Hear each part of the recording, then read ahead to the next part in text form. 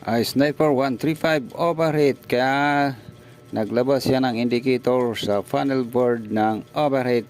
Ang dahilan ay loose contact. Yung dito pumasok sa CDI, no, itong kulay na to, di ba? Yung Kulay green pumasok sa CDI, tapos ang labas niya doon sa dito.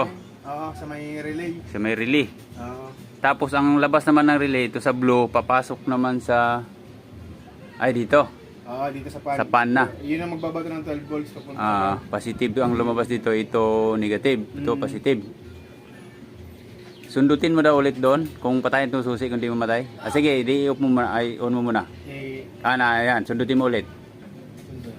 Kaso nakurinti ka kanina, no? Yung dilaw, Hindi ko lang siguro nawakan. white dilaw. Siguro nabitin yung paghawak mo kaya nakurinti ka. Yung white yellow. Ang masakit talaga.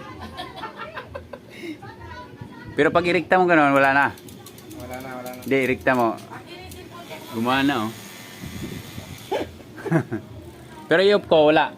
Gila. Wala, oh. Ibig sabihin talaga, yung babato lang ng supply. Tama nga. Nag-lose contact lang tong relay mo. Kasi nagana naman dati siya eh. Nagana siya Ito lang yung problema, kaya lumalabas yung sensor mo doon sa loob, sa taas. Gawa nang hindi naglabas to ng positive papunta sa blue. Papunta sa blue. Papunta dito. Ito kasi magti-trigger ng 12 volts yung relay papunta dito sa pan.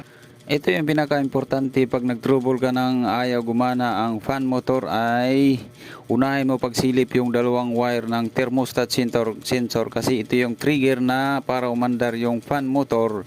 Ang wire na negative, tapos lalabas siya dito sa thermostat sensor to CDI, tapos yung CDI maglabas siya sa dilaw na white yellow para papunta sa may relay, tapos yung relay maglabas naman siya ng positive ng blue papasok sa pan motor para andar yung pan motor. So ganun lang pag trouble ang overheat, mga kaibigan. Maraming salamat.